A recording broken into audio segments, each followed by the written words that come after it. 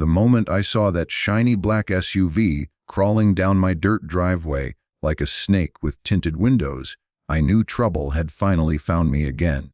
Not the kind that fires bullets. The kind that hides behind paperwork and fake smiles. The kind that thinks men like me can be pushed off our land with signatures and threats. Before we begin, make sure to subscribe to HOA Stories. And tell us in the comments, where are you watching from today? I set my coffee down, rolled my shoulders, and walked toward them slow. Boots crunching gravel, hands empty but ready. I hadn't been back in Texas more than a week, but home hits the senses fast.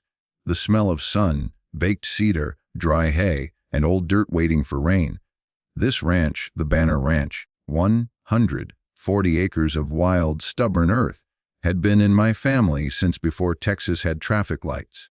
It was run by one man tougher than the hills themselves, my grandfather, Earl Banner, the only father I ever knew. He was dead now. And suddenly everyone wanted a piece of what he left me. The SUV doors opened in awkward coordination. 3 people in suits who looked like they'd get a blister shaking hands with a fence post. Leading the pack, a tall, rigid woman with bleached to death hair and a blazer so white it offended the dirt around us. She strutted like she owned the world. "I'm Karen Sloan," she announced. "President of the Prairie Ridge Homeowners Association." I snorted. "Good for you." She didn't appreciate the humor. "This land is now under HOA jurisdiction," she said with a smile so fake it could have been 3D printed. "Your grandfather failed to comply with our mandatory codes. The fines total 100,000 ut. Her backup, a retired cop type named Murphy, folded his arms across his broad chest like he expected intimidation to work here. The third guy, a scrawny clipboard worm named Denny, held a stack of documents like they were his shield. I leaned casually against the porch rail. "You 3 bring enough body bags for this conversation." The reaction was priceless. Karen's eyes widened. Murphy stepped back. Denny nearly swallowed his tongue. I wasn't actually pointing a weapon, but they saw in my eyes that I wasn't bluffing. Karen's voice cracked. There's no need for violence." "There won't be," I said calmly, "as long as you turn around and drive off my ranch before the dust settles." Murphy grabbed Karen's elbow, whispering something urgent. They scrambled back into the SUV. Before slamming the door, Karen hissed out through the window, "You'll regret this. We always win." They sped away, leaving a trail of dust, the only thing they'd ever own out here. I stood there breathing in slow. The fight hadn't started. That was just the knock on the door. And it sure as hell wasn't going to be a fair fight. That night, I went through the barn, clearing out old gear Earl left behind when his knees finally gave out. Dust swirled through the air like ash in sunlight. That barn had seen storms, cattle births, and 1,000 of Earl's stubborn mornings. Behind a cracked cedar beam, I found something I wasn't expecting, a dry old leather notebook. Inside it was a hand-drawn map of the ranch. Simple pencil lines marking the pastures, creek beds, fence posts, and one spot circled in thick red, the south well. Beneath it, Earl wrote, "If someone comes claiming land that ain't theirs, check the south well. Truth lives there." The old man was never poetic. He didn't leave riddles. Which told me one thing: this was serious. The next morning, I was halfway through my first cup of coffee when the real siege rolled in. 2 men in reflective vests knocked like they wanted to wake the dead. "City code enforcement," the older one said flatly. "There have been reports of unsafe structures and illegal water usage." Illegal water usage. On a ranch sitting over its own well. They had pictures taken inside my locked tack room, which meant someone had already trespassed, already snooped, already mapped my land like they owned it. They slapped a bright yellow violation notice on my barn and drove off like they'd just conquered a nation. Minutes later, A fire marshal's SUV crept by, then animal control, then the tax assessor, not stopping, surveilling. This wasn't random. It was coordinated. The HOA wanted to suffocate me under rules, push me into debt, force me off the land. They thought I'd drown in paperwork. They forgot what kind of man I am. I drove straight to the Blanco County Records office. Old stone courthouse. Floors that creaked like they were trying to warn me. A clerk sighed and typed my family name. Then her eyes changed. Recognition mixed with worry. She spun the monitor toward me. A map pulsed on the screen, my ranch outlined in gray. Over it in bright red, a new border. Prairie Ridge HOA expansion zone, pending integration, meaning annexation, meaning theft. But the red border wasn't straight. It curved, intentionally, around the south well. Whoever drew that line knew the well mattered. Who submitted this? I asked. Private Land Consulting Group, she whispered. Pine and Mirror Strategies. Karen's hired snakes. They didn't want my land. They wanted whatever lay underground. I printed every map and signature. The ink wasn't even dry. This was fresh, deliberate, planned. As I stepped out into the heat, a strange calm washed over me. They had started a war. And they thought they'd picked the battleground. They were wrong. Because you don't invade a man's home and expect him to surrender. You invaded Banner Ranch, and you picked a fight with a soldier who never learned how to lose. The enemy didn't wait long to escalate. That evening, under a moon sharp enough to cut glass, motion alarms I'd placed around the barn chimed. Someone was out there. I moved silently through the shadows with my shotgun held low. Two shapes inside the barn, one shining a flashlight wildly, one prying at the tack room lock, the lock that protected Grandpa's notebook and that map. He looked up. My beam caught his face. It was Lewis Carter, the neighbor I'd met earlier. Too well-dressed, boots too clean, too curious. He'd claimed he lived over the ridge. He didn't live anywhere near here. He was theirs, a spy. The other intruder, Murphy, Karen's bulldog, sprinting like a hog who smelled the slaughterhouse. Lewis ran. I caught him, tackled him into the dirt, knee in his back, shotgun across his shoulders. You picked the wrong damn ranch, I whispered. His silence was an admission. His backpack told the rest. Stolen maps, a fake authorization order stamped OA, bolt cutters, USBs full of photos of my land. This wasn't an HOA. This was a covert land grab. And now they knew I knew. When the sheriff hauled Lewis away, I stood in the moonlight staring at the pasture. The south well waited there in the dark, like a buried secret calling my name. Whatever Earl hid, whatever truth lived under those rocks, Karen and her people wanted it badly enough to risk everything, which meant I needed to find it first. Because wars aren't always won with bullets. Sometimes the deadliest battles begin with a map and a well. The night Lewis was taken away in cuffs, the wind changed. You can feel that kind of shift out here, the way animals get quiet, like nature itself is holding its breath. The moon hung low and bright over the south well, a pale spotlight on the secret my grandfather buried before I was old enough to understand what danger smelled like. I didn't sleep. I sat on the porch with my shotgun across my lap, eyes fixed on the far edge of the pasture, waiting. Because when you corner snakes, they don't run. They come back with venom. The attack didn't come from headlights or boots or shouting. It came at 11:32 a.m. the next day, through a phone call from my bank.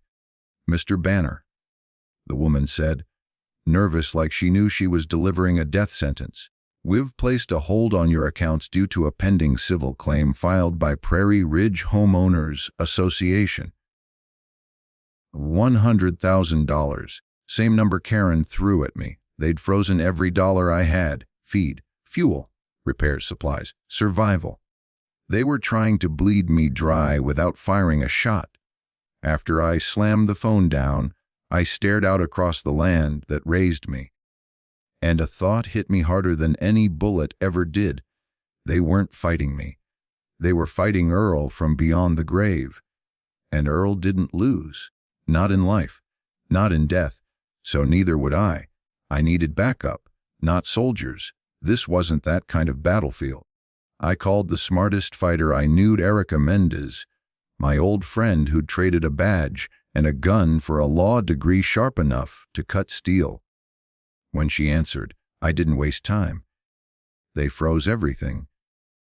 Then let's cut off their fingers, she said. You ready to hit back? Born ready. Erica explained the plan, not just legal defense, a counterstrike. Prairie Ridge had tiny, zombie lots inside their development, worthless, forgotten parcels. But legally owning, even one made you a voting HOA member. I didn't need to join the HOA. I needed to invade it. We found a sliver of land behind their community park, 1/10 of an acre with a dead swing set choking on vines. It cost me $600 cash from Earl's emergency stash under my floorboards. That scrap of dirt became a Trojan horse. Within 6 hours, I was officially a member of the very HOA trying to steal my ranch. I had the right to request every document they'd tried to bury, and legally, they couldn't refuse. HOA board members looked like they were chewing broken glass when I showed up with Erica's formal request for full internal records. They handed over 2 boxes of files, not willingly, but because the law dragged their fingers open. That night, I spread everything across my kitchen table: receipts, contract payments, a river of forged signatures, and unexplained cash flow leading straight to consultant companies, run by Karen's cronies. Then I found the smoking gun, an invoice for nighttime surveying operations performed by Gallagher Contractors. Gallagher, Lewis's fake last name. They weren't surveying. They were digging. At night, right where Earl hid his truth.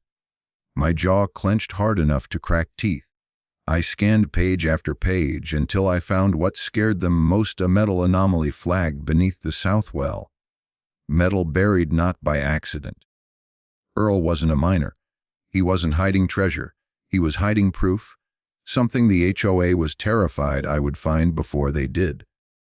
The next night, right at 20:17 a.m., the alarms tripped again, this time in the south pasture. I grabbed the shotgun and sprinted low across the dirt. 3 silhouettes around the well. Metal detector beeping. They were close. Too close. Evening, boys, I said, stepping into the flashlight beam. Shotgun center mass. 1 ran. The other 2 froze like cattle in headlights.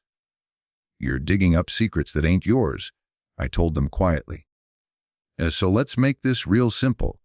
Sit down and shut up. They did. Sheriff Ramirez rolled up before I had to start scattering buckshot. As he cuffed them, one of the trespassers spat out the truth. It was her idea, he whined. Karen said there was a vault down there. Something worth millions. Not water, not minerals. Something meant to stay buried. The men were hauled off, but I didn't go inside. I stared into that well until sunrise lit the edges of the world. The fight was no longer about land. It was about whatever truth Earl locked underground, and I needed to know what that truth was.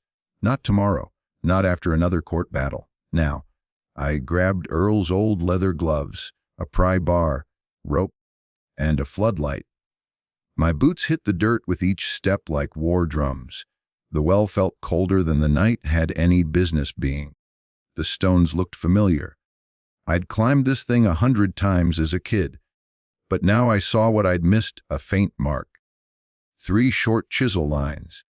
Earl's code for right here. I wedged the bar into the seam, pushed with everything I had. The stone shifted with a deep groan like it was waking from a graveyard sleep. Behind it, metal, a sealed panel marked Sur V Mark ER, 1952 DO, Nume Altar. My heart hammered. This wasn't treasure. This was boundary law, the foundation of land ownership itself. I unbolted the plate and lifted out a sealed cylinder wrapped in aging rubber. Inside lay a brass survey rod, etched coordinates marking the true south boundary line. The line that proved Earl was right. The line that proved Prairie Ridge had been built illegally past their limits. Karen didn't want my money. She wanted to bury the evidence before it destroyed everything they owned. But Earl buried it deeper, and he left it for me. I stepped back from the well, the vault yawning open behind me like a satisfied beast. Stars spilled across the sky. The wind carried a scent that wasn't fear but freedom. My land was safe, but the war wasn't over. Karen Sloan was in cuffs, yet Prairie Ridge still breathed. The machine behind her was wounded, not dead. And when a beast is dying, that's when it bites hardest. The next morning I walked into the courthouse with Erica, boots hitting tile like gunshots. The benches were packed. Homeowners, reporters, officers. Prairie Ridge sat on the left, pale and shaking. Karen had been replaced by a substitute president who looked like he hadn't slept since the scandal broke. The judge heard everything: forged documents, illegal annexation, nighttime digging, and the vault proof from Earl's well. He hit the HOA with a verdict so final it echoed: no authority, no jurisdiction, no claim. The Banner Ranch is fully independent land, but it got better. For fraud, conspiracy to commit trespass, and attempted unlawful seizure of private property. This case is being referred to the district attorney. Karen wasn't just going to lose her power. She was going to lose her freedom. When the gavel slammed down, I didn't grin. I didn't cheer. I breathed. Truly breathed. For the first time since I came home, I wasn't playing defense. I'd taken the damn throne. And Prairie Ridge knew it when I stood during the board meeting that followed and said one sentence: I moved to dissolve the Prairie Ridge HOA permanently. The vote was instant. Hands shot up like a firing squad. The motion passed. The HOA died with a paper whimper, killed by the very rules they tried to strangle me with. War over. Not quite. Because even with the HOA gone, the truth Earl buried still wasn't fully uncovered. This wasn't just about land. This was about a secret someone tried very hard to erase. And if there's one thing Earl taught me, the truth doesn't stay buried. Not in Texas. Not here. Not on Banner Ranch. When Earl Banner died, I thought he left me a ranch. Turns out he left me a war. The HOA was gone now, dissolved and disgraced in front of half of Blanco County. Karen Sloan was facing more jail time than a cattle thief in the 1800s. Pine and Mirror were flipping on each other like fish on hot concrete. On paper, it looked like the Banner Ranch was finally safe, but Earl's notebook had one more message scribbled on that map. A faint warning I'd missed before: adrenaline and fear took over. Not for them. Who the hell were them? Not the HOA. They didn't exist when Earl wrote that. Which meant someone else had been circling this land long before Karen came stomping up my driveway with her fake authority. The metal anomaly under the well. That wasn't just some forgotten property marker. It was the key to something bigger. Something powerful enough that people were still fighting over it 50 years later. And if I didn't get answers, someone else would come looking. The night after the judge ruled in my favor, the ranch felt different. The wind didn't carry tension anymore. It carried expectation. A strange kind of peace. The quiet that comes not after a war is won, but when a new war is deciding whether it wants to be born. As stars crept across the sky like glowing cattle, I walked down to the south well with Earl's old lantern swinging from my hand. The vault stone sat open just as I left it. The brass survey marker was safely locked away in my house, but I stared down into that dark well and felt the weight of something still hidden. Earl buried more than one truth. I lowered myself down on a rope, boots hitting the ground inside the well's lower chamber. My lantern light revealed a second hatch stamped with a seal I didn't recognize, an emblem carved into metal, a star wrapped in a ring. Not county, not state, not military. Something older, something secret. Along the edge of the plate, Earl's handwriting scratched into the metal. If they come back, bury deeper. My heart thudded. Earl wasn't just defending land. He was guarding a secret planted long before HOA goons ever drew a map. A secret that dangerous people once buried here. I traced the symbol with my gloved thumb. The metal vibrated, not moving, humming. This wasn't just a survey marker vault. This was a sealed underground vault, deeper still, and locked by something way above my pay grade. I hauled myself back up as headlights swept across the pasture behind me. 2 vehicles. Not county, not familiar, no plates. I stepped away from the well, shotgun raised. One man stepped out, hands visible, posture calm. He wasn't wearing a badge or a suit. Plain clothes, but with the rigid shoulders of someone who'd spent too many years following orders. "Cody Banner," he said. Not a question. "Depends who's asking." "My name is Agent Thomas Reed," he replied. "I work with a Federal Archive Task Force. Private branch. Off the books. Your grandfather used to work with us." I didn't blink. Didn't lower the gun. "My grandfather was a rancher." Reed smiled like he pitied the lie. "Earl Banner was a surveyor during a top-secret federal project in the 1950s. They found something on this land. Something that couldn't fall into the wrong hands. And yet you came sniffing around with the wrong hands." He shook his head. "We didn't send those intruders, Cody.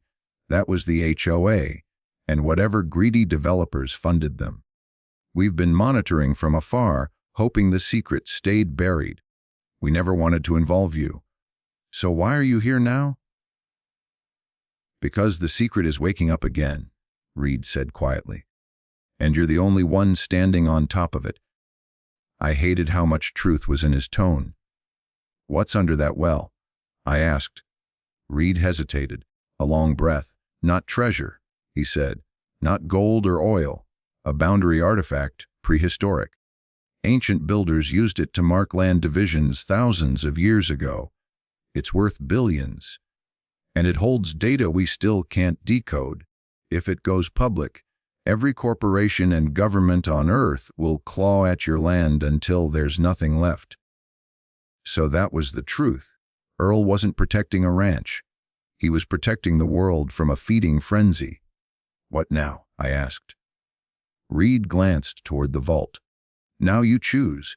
We can relocate the artifact, secure it permanently, disappear the threat. You go back to ranching in peace. And let some black ops lab own my grandfather's secret." I shook my head. No deal. Reed studied me like he was reassessing everything. "Then understand this, Cody. If you keep it here, more predators will come." I tightened my grip on my shotgun. "Let them." Wind whipped dust across the grass. Reed finally nodded, accepting my answer even if he didn't like it.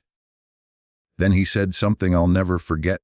"Your grandfather was the toughest asset we ever had, but he didn't trust us enough to tell us his final contingency. Whatever he left down there, the deeper vault, even we never saw it. Deeper vault. So there was more. And now the federal government was stepping away, leaving a warning on my doorstep." Reed backed toward his vehicle. "We will monitor from a distance. But Cody, watch who you trust. The world is full of Karen Sloans, and not all of them wear blazers." His engine rumbled, wheels crackling gravel, vehicles fading into darkness. Silence returned, heavy. Honest, the kind of silence Earl always respected. The next morning, the sun broke bright over Banner Ranch. The nightmare was gone. Neighbors smiled. People stopped by with offers of help, food, and long overdue respect. Even Erica's shoulders finally relaxed, handed me the last piece of paperwork. Banner Ranch. Jurisdiction exempt. Protected private land. No entity may expand boundaries without direct Banner family consent. Victory in black ink. That night we held a gathering. real Texas style. Barbecue smoking through the air, country songs spilling from a rusty old radio, kids running through the dirt like freedom was a birthright. People wanted me to give a speech. I didn't want to. But Earl would have smacked me in the head if I didn't thank the good folks who stood beside me. So I set my beer down, stepped up on a hay bale, and said, "My grandfather taught me one rule. Never let anyone redraw the lines that define who you are. Wise locked on mine. Silent. This land isn't valuable because of what's buried under it." I continued. "It's valuable because of the people who stand on it and refuse to kneel." Cheers broke out. Loud. True. When everyone finally left and the night got quiet again, I walked down to the south well, lantern in hand. Stars watching. I stood there thinking of Earl, thinking of truths buried for the right reasons, thinking of wars fought with words, fists, and stubborn hearts. The vault stone was sealed once more. But now I had a key not everyone deserved. I brushed the dust from the chiseled marks Earl left behind and whispered, "I'll watch it for you. Always." The wind answered, soft and sure, like Earl himself saying, "Good. Freedom lives here." I replaced the stone, tightened the rope, and walked back to the porch. The ranch stretched wide and quiet. Mine, forever. This time, nobody would take it away.